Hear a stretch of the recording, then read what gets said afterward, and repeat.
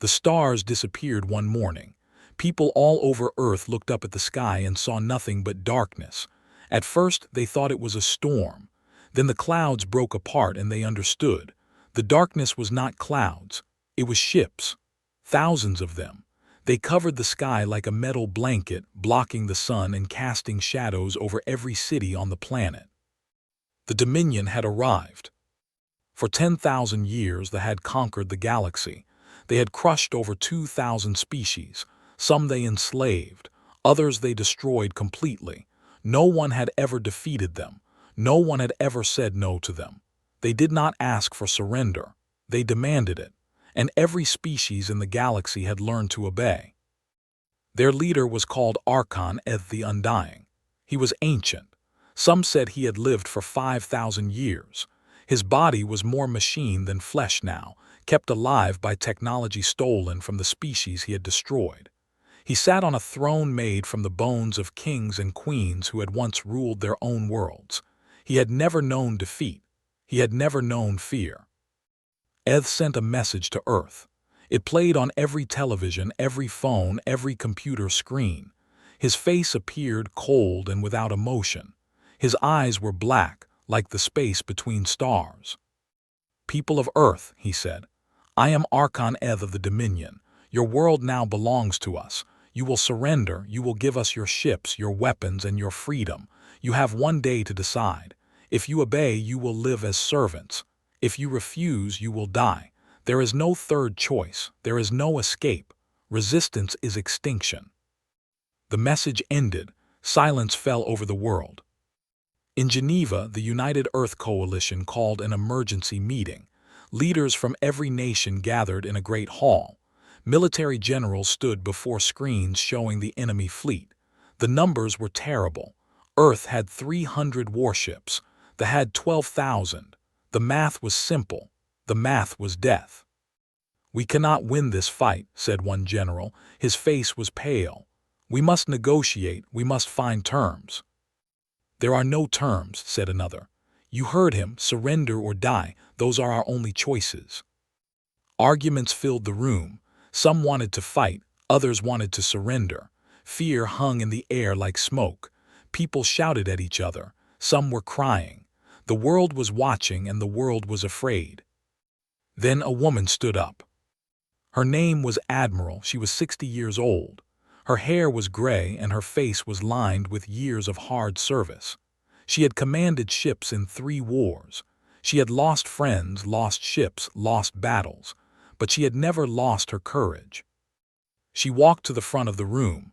She picked up a remote control and played the Archon's message again. Everyone watched in silence. When it finished, Admiral did something strange. She laughed. It was not a nervous laugh. It was not a crazy laugh. It was a real laugh, full of genuine amusement. She laughed like someone had told her a good joke. The room stared at her. "Admiral," said the Secretary General, "this is not a time for—" "They think they've already won," said. She was still smiling. "Look at that message. He didn't ask us to surrender. He told us to. He doesn't think we have a choice. He thinks the battle is already over." She shook her head. "He has no idea what he's dealing with." "Admiral, they outnumber us 40-1, a general said. "Our ships cannot match their technology. We have no chance." "Numbers don't win wars," replied. "Willpower wins wars. Courage wins wars. The refusal to give up wins wars. And those things," she pointed at the ceiling at the ships above, "those things out there have never met a species that refused to give up. They've conquered 2,000 worlds and every single one of them surrendered.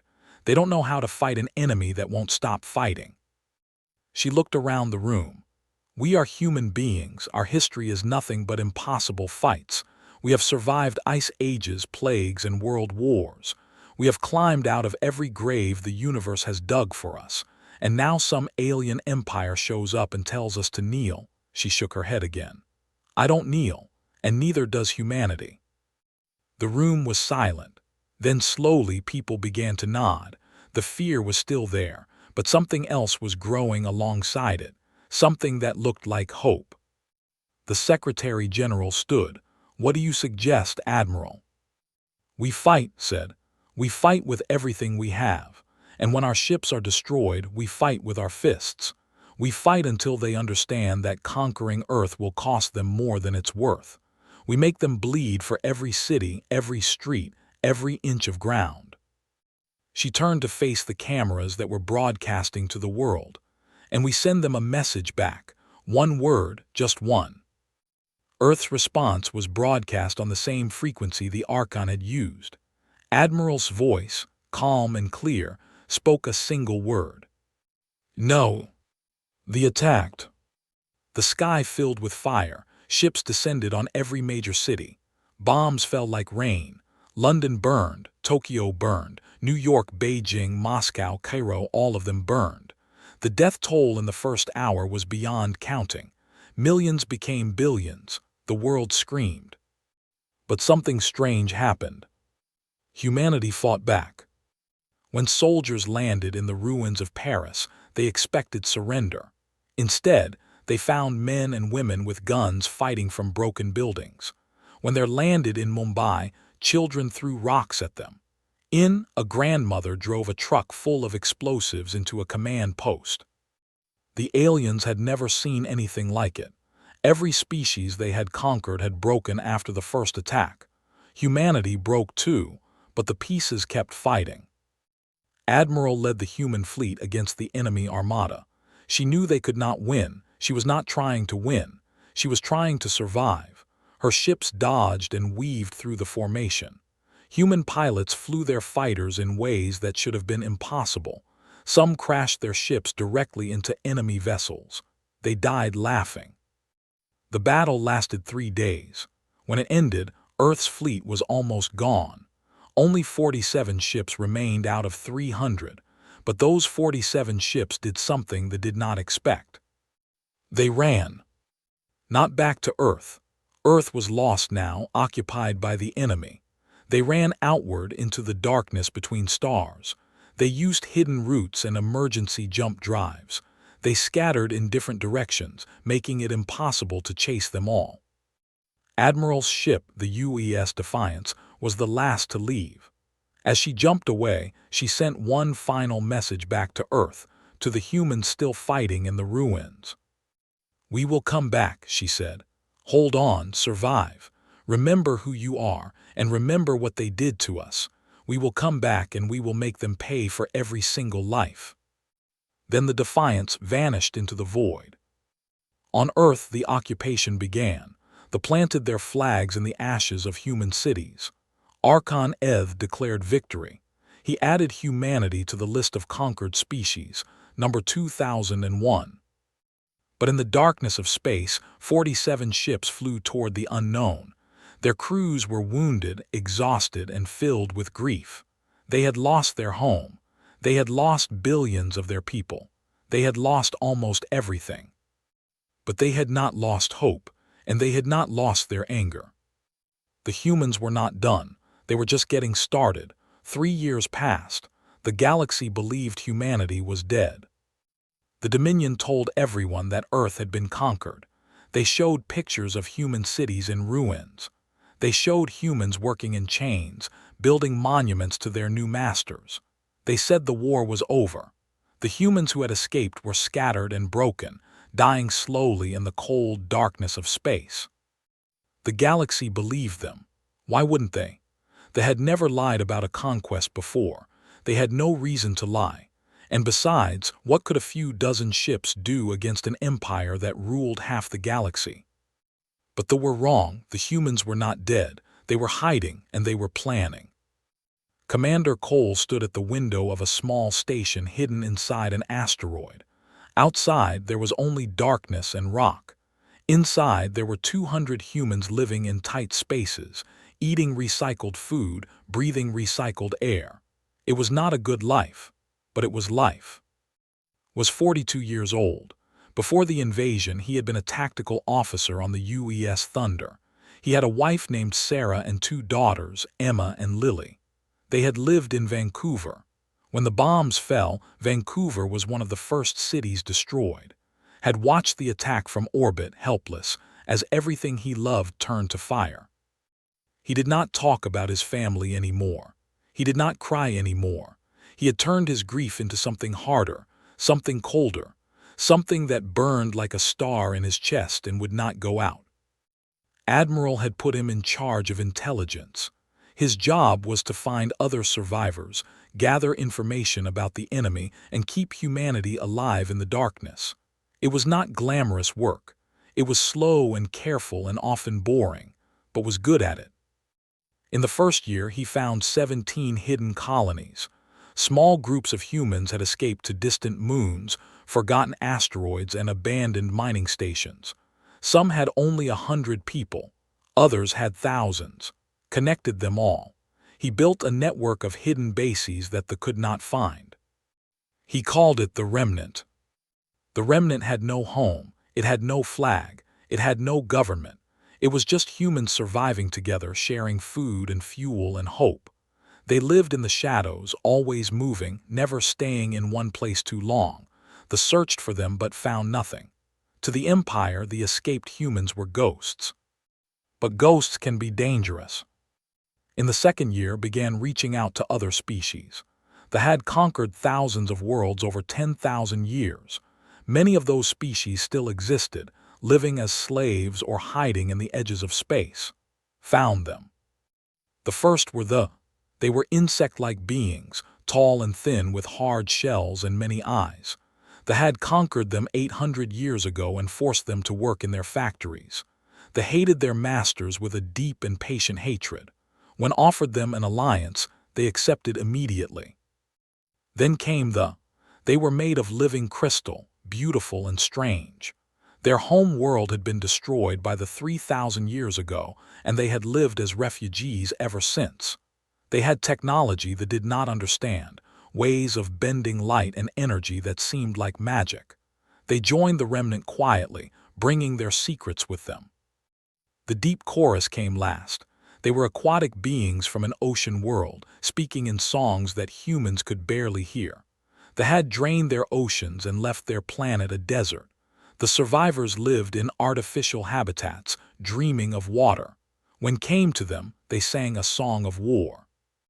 3 species, 3 allies. It was not much against an empire, but it was a start. Admiral was dying. She had been wounded in the escape from Earth. A piece of metal had pierced her spine, and even the best doctors in the Remnant could not heal her completely.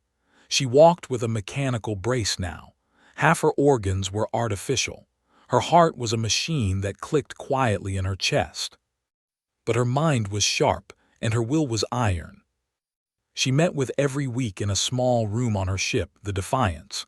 The ship was old now, patched together with whatever parts they could find, but it still flew, and still commanded it. "They think we're finished," she said one day. "That's good, let them think it, let them forget about us. Meanwhile we build, we plan, we prepare." "Prepare for what?" asked. He knew the answer, but he wanted to hear her say it. Smiled, it was a cold smile full of promises. "We prepare to go back, we prepare to take our home." The third year was the year of building. In secret shipyards hidden inside asteroids and gas giants, humans and their allies worked day and night. They captured patrol ships and took them apart piece by piece. They studied the alien technology. Then they improved it. They used energy shields that could stop any weapon. Human engineers found a way around them. Gravity lances that bent space itself, tearing through shields like they were paper. They used sensors that could detect any ship. They shared their light-bending technology, creating quantum shrouds that made ships invisible. The Remnant built weapons the galaxy had never seen. They built ships that were faster and deadlier than anything they had. They trained soldiers in ways of fighting that no alien species had ever imagined. And they remembered. Every human in the Remnant carried a list. It was a list of names, family members, friends, neighbors, everyone they had lost when Earth fell. Some lists were short, others were long. Cole's list had 3 names: Sarah, Emma, Lily. He looked at it every night before he slept. The lists were not just for grief. They were for motivation. Every human knew why they were fighting. Every human knew what they had taken from them, and every human knew that one day there would be a reckoning. Archon Eth sat on his throne and listened to reports from his admirals. They told him about missing patrol ships. They told him about outposts that had gone silent. They told him about strange signals coming from dead regions of space. Pirates, one admiral said. Nothing more. The humans are dead. This is just leftover chaos from the conquest. Eth was not sure. He had ruled the Dominion for 3,000 years. He had developed instincts in that time, and his instincts told him something was wrong. But he said nothing. He had more important things to worry about. The Dominion was vast and there were always problems to solve. A few missing ships were nothing. He would regret that decision. In her quarters on the Defiance, Admiral received a message from Cole. The message was short. "We're ready." Read it 3 times. Then she stood up, ignoring the pain in her spine. She walked to the window and looked out at the stars. 3 years of hiding, 3 years of building, 3 years of waiting. The silence was about to end. She thought about Earth. She thought about the cities that burned. She thought about the people who died. She thought about the ones still alive down there, living under alien rule, waiting for rescue. "We're coming," she whispered. "Hold on just a little longer, we're coming home." In the darkness of space, the remnant began to move. Ships left their hidden bases and gathered at secret meeting points. Soldiers checked their weapons. Pilots ran final tests on their fighters. Engineers made last adjustments to engines and shields. The humans were not hiding anymore. They were hunting. The meeting took place in a station orbiting a dying star.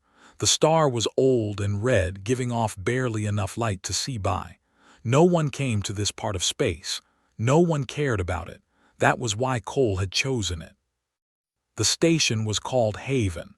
It had been built by the remnant over 2 years, piece by piece, in total secrecy. From the outside, it looked like just another asteroid. Inside, it was the command center for humanity's war. Today, Haven was full. 12 species had answered humanity's call. They came in ships of every shape and size. Some were old enemies who had been conquered by the long ago. Others were races that had hidden for centuries, too afraid to fight back. But fear was not enough anymore. Hatred had grown stronger than fear. The representatives gathered in a great hall at the center of Haven. The ceiling was made of glass, showing the dying star above. Humans sat at one table. They sat at another, their many eyes reflecting the red light. The crystalline glowed softly in the darkness. The deep chorus floated in water tanks, their songs echoing through the chamber. And there were others. They who looked like wolves walking on 2 legs, the Selenites thin and pale from a world of eternal darkness. The broken ones, survivors of a species that had almost destroyed completely. Every face showed the same expression: anger, determination, hope. Cole stood at the front of the hall. He was not a politician. He was not good at speeches. But someone had to speak, and Admiral was too sick to stand for long. "Thank you for coming," he said. His voice was rough from years of giving orders in dark corridors. "I know it was dangerous.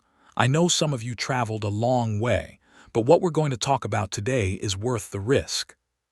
He pressed a button, and a hologram appeared in the center of the room. It showed the galaxy, millions of stars spinning slowly in the darkness. Red dots marked the Dominion's territory. It covered almost half the galaxy. "For 10,000 years they have ruled," said. "They've conquered world after world. They've destroyed cultures, enslaved billions, and killed anyone who stood against them. They think they're unstoppable. They think no one can challenge them." He paused. "They're wrong." He pressed another button. New dots appeared on the map, blue ones. They were scattered throughout territory, small and few, but they were there. "This is us," said. "The remnant, the survivors, the ones who refused to die. We've been hiding for 3 years, building our strength, gathering our allies, and now we're ready to fight back." A murmur went through the hall. They clicked their mandibles nervously. The Selenites whispered to each other in their shadow language. "Fight back," one of the broken ones said. Its voice was harsh and wounded. "They have 12,000 warships. We have what, a few hundred? How can we possibly win?" Nodded, "You're right. We can't beat them in a straight fight. We're outnumbered and outmatched. If we try to meet them head-on, we'll be destroyed." "Then what is your plan?" the Queen asked. Her voice was like dry leaves rustling. "We don't fight them head-on," said. "We hit them where they're weak. We attack 100 targets at once. We make them spread their forces thin, and then," he pointed at 3 spots on the map, "we strike at their heart." 3 red dots began to pulse, the throne worlds, the centers of their power. The hall went silent. "You want to attack the throne worlds?" a deep chorus singer asked. Its song was full of disbelief. "That's suicide." "Maybe," admitted, "but it's also the only way to win. They are strong because everyone fears them. If we destroy their throne worlds, that fear dies. Their empire will crumble. Slave species will revolt. Allied systems will break away. The Dominion will collapse." Admiral's voice came from the back of the hall. Everyone turned. She was sitting in a chair, too weak to stand, but her eyes were as sharp as ever. "And Earth," she said, "we're going to take back Earth." She stood slowly, leaning on her cane. The mechanical brace on her legs clicked with each step. She walked to the front of the hall and stood beside. "This is Operation Homecoming," she said. "The biggest attack in the history of the galaxy. We're going to hit in 100 places at once. We're going to free slaves, destroy shipyards, and cut their supply lines. And while they're scrambling to respond, our main fleet will attack their throne worlds and Earth." She looked around the room. "I won't lie to you. This will be the hardest thing any of us has ever done. Many of us will die, maybe most of us. But if we succeed, we'll change the galaxy forever. The will fall. And every species they ever conquered will be free." The silence stretched, then the Queen stood. "My people have been slaves for 800 years, she said. "We have waited, we have suffered, we have dreamed of freedom. If there is any chance at all, we will take it. They are with you." One by one, the other species rose. The glowed brighter. The deep chorus sang a song of war. The howled. The Selenites stepped out of the shadows. The broken ones raised their shattered hands. 12 species, 12 promises, 1 war. Felt something he had not felt in a long time: hope. The planning took weeks. Every detail had to be perfect. The attacks had to happen at exactly the same time across dozens of light years. One mistake could ruin everything. Admiral led the planning sessions. She was brilliant at strategy, even as her body failed her. She worked 20-hour days, fueled by medicine and willpower. Worried about her, but he said nothing. They both knew she was running out of time. They both knew she wanted to see Earth again before she died. The fleet grew. 300 ships gathered at Haven, human vessels, swarm ships, light dancers, and more. It was the largest combined fleet in galactic history, and yet it was still small compared to the soldiers trained. Human Marines practiced boarding actions with warriors. Crystal Singers taught pilots how to use the quantum shrouds. Everyone learned to fight together, to trust each other, to die for each other if necessary. On the final night before the attack, walked through the station. Everywhere he went, he saw people preparing. Some were checking weapons. Others were writing messages to loved ones. Many were simply sitting in silence, thinking about what was coming. He found himself in the memorial hall. The walls were covered with names, every human who had died when Earth fell. Billions of names, too many to read. Found the 3 he was looking for: Sarah Cole, Emma Cole, Lily Cole. He touched the wall. The stone was cold. "I'm going back," he whispered. "I'm going to make them pay for what they did. I promise you, I promise." A hand touched his shoulder. He turned. Admiral was standing behind him. "Are you ready?" she asked. Nodded. "I've been ready for 3 years." Smiled. It was a sad smile, full of memories and pain. "Me too," she said. "Let's go home." The next morning, the fleet launched. 300 ships rose from haven and vanished into the stars. They scattered in different directions, heading for their targets. Admiral broadcast a message to every ship. Her voice was tired but strong. "This is Operation Homecoming," she said. "We've waited 3 years for this moment. We've hidden in darkness, survived on hope, and built our strength from nothing. Now it's time to show the galaxy what we're made of." She paused. "They think we're beaten. They think we're broken. They think the war is over. Today we prove them wrong. Today we fight. Today we go home." The stars stretched. The ships jumped. The war had begun. The first thing they heard was laughter. It came through every communication channel at once. It played in command centers and barracks, in throne rooms and slave quarters. It echoed through the halls of battleships and the streets of conquered cities. It was a human woman's laugh, clear and genuine, full of amusement.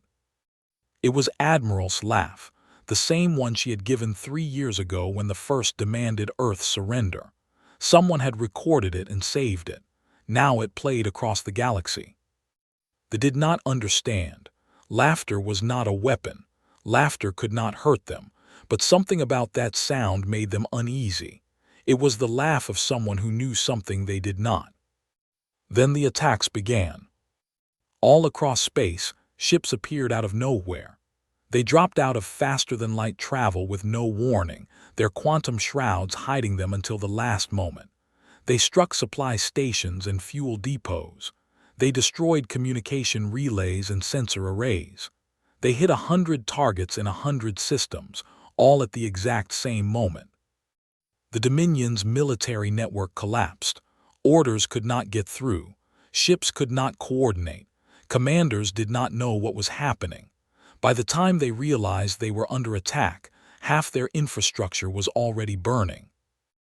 On the throne world of Prime, Archon Eth received the news. His face showed no emotion, but inside something cold began to grow. This was not piracy. This was not chaos. This was war. "Find them," he ordered. "Destroy them." But there was no one to find. The attackers vanished as quickly as they appeared, slipping back into the darkness between stars. The sent fleets to hunt them, but the hunters became the hunted. Human ships waited in ambush, using gravity lances to tear cruisers apart before they could fire a shot. Then the main fleet arrived. 200 ships dropped out of faster-than-light travel above Prime. It was a small force compared to the defense fleet. But these were not ordinary ships. They were the best the remnant had, upgraded, improved, and crewed by soldiers who had nothing left to lose. Admiral commanded the fleet from the bridge of the Defiance. She was strapped into her chair, too weak to stand. Her skin was pale and her breathing was labored, but her eyes burned with a fire that would not go out. "All ships," she said, "attack." The battle was unlike anything they had ever seen. Human pilots flew maneuvers that their own computers said were impossible. They dodged between enemy ships, drawing fire away from their allies. They flew so close to cruisers that the big ships could not shoot without hitting each other. Gravity lances tore through shields like they were made of paper. Human boarding parties materialized inside enemy ships, appearing from nowhere thanks to the quantum shrouds. They fought through corridors with guns and knives, taking the ships apart from the inside. They swarmed. Their small ships moved like insects, surrounding larger vessels and stripping them down piece by piece. The bent light itself, making gunners see ships that were not there while the real ones attacked from behind. The commanders had studied thousands of species. They had plans for every kind of warfare, but they had no plan for this. The humans did not fight like a military. They fought like a force of nature. On the surface of Prime, Cole led the ground assault. 50,000 soldiers, humans, and others landed in drop pods that crashed through the planet's defenses. Their target was the slave complex where millions of captured humans and aliens were held. Had seen pictures of the place. Rows of metal buildings, chains and cages, people treated like animals. His first thought when he saw it in person was simple: burn it all down. The guards fought hard. They were well trained and well armed. But his soldiers fought harder. They pushed through every defense. They broke through every wall. They did not stop to rest. They did not stop to eat. They kept moving forward, always forward, until they reached the cells. Was the first through the door. Inside he found them. Thousands of humans, thin and pale from years of captivity. They looked up at him with eyes that had forgotten hope. Then they saw the flag on his shoulder, the blue and green of Earth. A woman in the front row began to cry. "You came back," she whispered. "You actually came back." "We promised," said. His voice was rough with emotion. "We keep our promises." All across Prime, the slaves rose up. The soldiers gave them weapons, guns, knives, anything that could hurt her. People who had been beaten down for years found strength they did not know they had. They fought beside their rescuers, side by side, human and alien together. The throne world began to fall. But the true prize was somewhere else. Above Earth, Admiral led her own battle. The occupation fleet was large, 500 ships protecting humanity's home world. The Defiance and its escorts were outnumbered 3-1. Did not care. "All ships follow me," she ordered. "We're going straight through."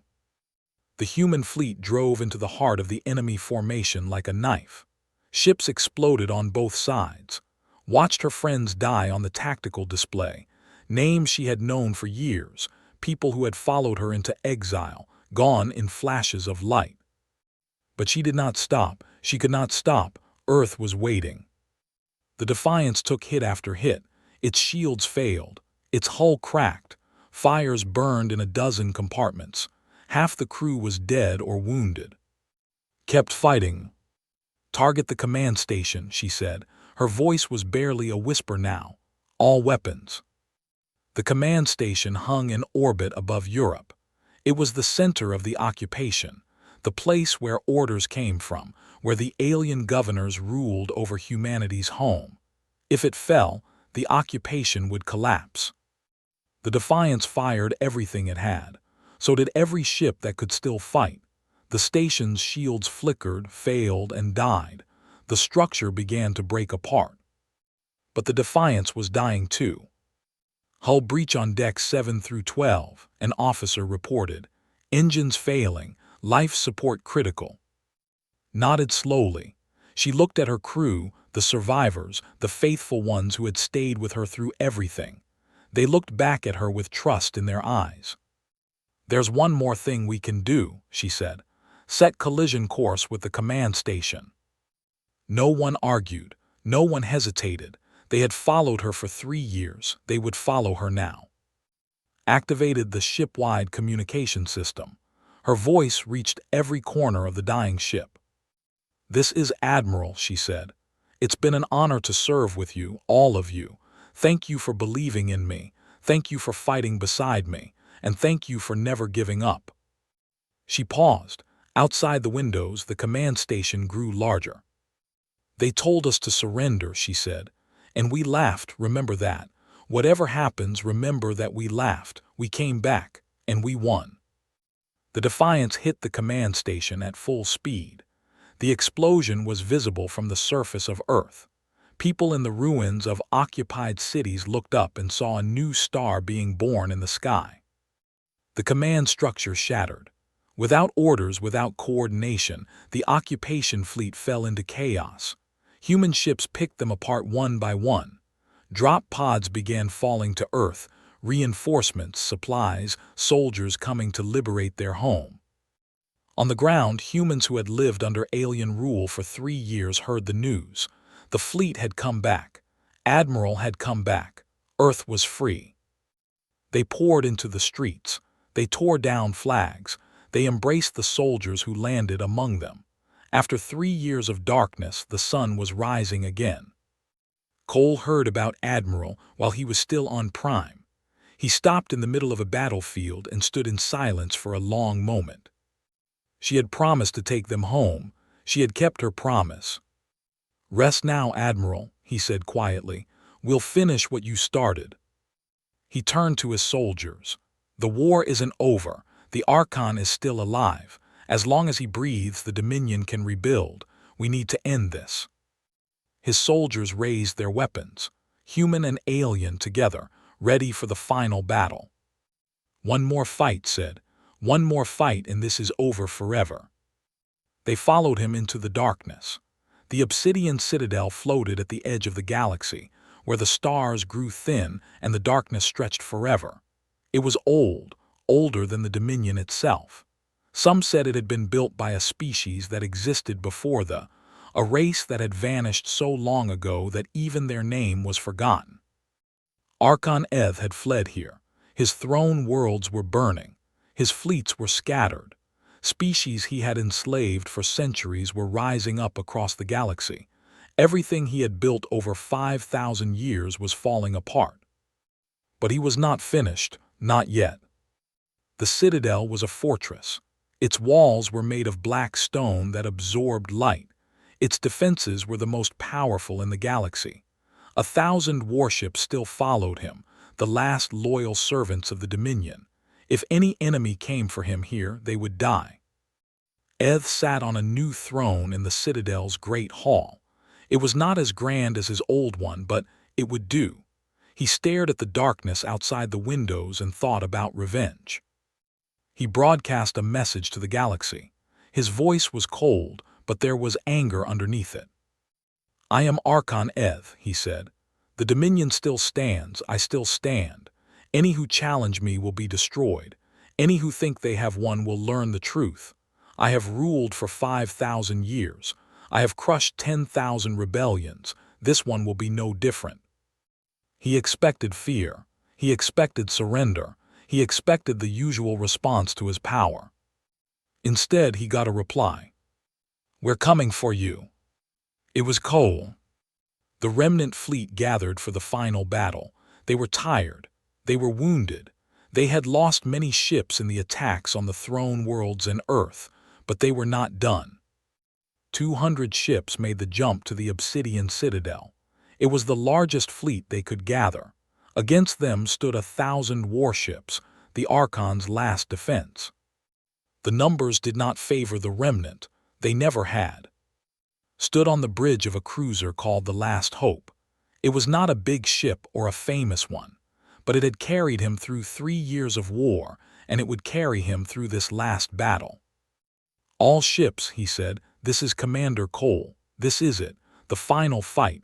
Everything we've done, every sacrifice, every loss, every moment of pain, it all comes down to this. We end the today. We kill their Archon. We finish this war forever." He paused.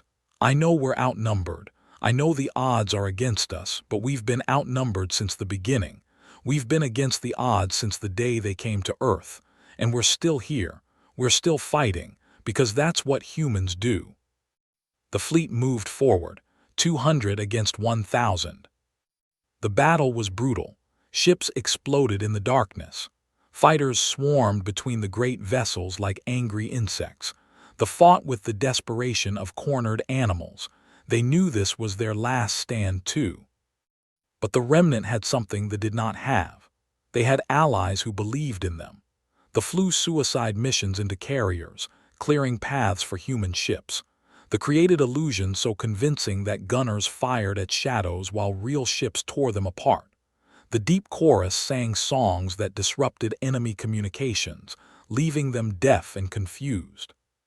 Slowly, terribly, the remnant began to win. While the battle raged outside led a boarding party to the citadel. 30 soldiers in a single shuttle flying through explosions and weapons fire. The shuttle was hit twice. It lost an engine. It caught fire. It made it through. They crashed into the citadel's docking bay and fought their way inside. Soldiers met them at every corner. The 30 became 20. The 20 became 10. The 10 became 5. Kept moving. The halls of the citadel were ancient and strange. The black walls seemed to swallow sound. Statues of forgotten beings watched from alcoves. It was a place of ghosts and shadows. Found the great hall. He pushed open the doors and stepped inside. Archon Eth was waiting for him. The Archon was tall, 9 feet of muscle and metal. His body had been rebuilt so many times that little of the original remained. His skin was gray and hard as stone. His eyes glowed with a cold red light. In his hand, he held a blade that hummed with energy. He looked at a single human, wounded, tired, alone. His soldiers were dead or fighting elsewhere. He had only a blade and a gun. The Archon laughed. It was an ugly sound full of contempt. "This is what humanity sends against me," he said. "One man, one tired, bleeding man. I have killed billions. I have destroyed civilizations. And you think you can stop me?" Raised his blade. It was a simple weapon, steel and carbon, made in a hidden factory on an asteroid. It had no special power. It was just a sword. "You don't understand us," said. "You never did. You thought numbers were everything. You thought power was everything, but you forgot one thing." "And what is that?" "We don't fight because we think we'll win," stepped forward. "We fight because it's who we are." The Archon attacked. He was fast, faster than anything human. His blade cut the air with a sound like screaming. Barely dodged. He felt the wind of the blade passing his face. He fought back. He was not as fast or as strong, but he was clever. He used the room, the pillars, the stairs, the shadows. He made the Archon chase him. He made him angry. Anger made mistakes. The Archon swung wide, ducked under the blade, and cut his arm. Black blood sprayed across the floor. Eth roared. He grabbed and threw him across the room, hit a pillar and felt his ribs crack. He fell to the ground, gasping. The Archon walked toward him. "You are nothing," he said. "Your species is nothing. You had one planet, one tiny world, and you couldn't even hold on to that. I will wipe out every human in the galaxy. I will erase your names from history. In 1,000 years, no one will remember you existed." Stood up. His ribs screamed. Blood ran down his face. His vision blurred, but he stood up. "You know what I remember," he said. "I remember my wife. Her name was Sarah. I remember my daughters, Emma and Lily. They were 7 and 5 when you killed them. They were just kids. They hadn't done anything to anyone." He raised his blade again. "I think about them every day, every single day. I remember their faces. I remember their voices. And I remember what you took from me." He stepped forward. "You're right. I'm just one man. I'm tired and wounded, and I'm probably going to die here. But before I die, I'm going to hurt you. I'm going to make you feel something you've never felt before." The Archon attacked again. His blade came down like lightning. Did not dodge. He did not block. He moved forward into the attack. The Archon's blade went through his chest. But's blade went through the Archon's heart. They stood there locked together, blades buried in each other's bodies. The Archon's eyes went wide. He looked down at the sword in his chest, then up at. "How," he whispered, "how could you?" "I told you," said. His voice was fatting. "We don't fight to win. We fight because we can't do anything else." The Archon fell. His body hit the floor with a crash that echoed through the hall. The red light faded from his eyes. After 5,000 years, Archon Eth was dead. Fell beside him. He lay on the cold stone, looking up at the ceiling. His vision was going dark. He thought about Sarah, about Emma and Lily. He imagined them waiting for him somewhere warm and bright. "I kept my promise," he whispered. "I kept my promise." Then everything was quiet. The Dominion collapsed. Without the Archon, the remaining forces lost their will to fight. Ships surrendered. Soldiers laid down their weapons. Across the galaxy, species that had been enslaved rose up and claimed their freedom. The war was over. On Earth, people celebrated. They danced in the streets of rebuilt cities. They wept and laughed and held each other. They planted trees in the craters left by bombs. They raised monuments to those who had died. The biggest monument stood in what used to be Geneva. It was a tall column of white stone, surrounded by gardens. On its surface, names were carved in every human language. Millions of names, every person who had died in the war. At the very top, two names were written larger than the others: Admiral Commander Cole. Below the names, there was a message. It was written in 30 languages so that anyone who visited could read it. They expected us to kneel. We taught them why that was a mistake. The years passed. Humanity spread across the stars. They built new colonies, made new friends, and never forgot what they had been through. They became humanity's closest allies. They shared their knowledge freely. The deep chorus sang songs about the war that would echo through time. And the other species, the ones that had conquered, looked to humanity with something like wonder. They were outnumbered, they said. They had no chance and they fought anyway. They never stopped fighting. What kind of species does that? The answer became legend. Children grew up hearing stories about Admiral Slaff and Commander Cole's last stand. They learned that courage was more important than numbers. They learned that hope could survive anything. And they learned one more thing. When someone tells a human to surrender, the human laughs, and then the human comes back. Always.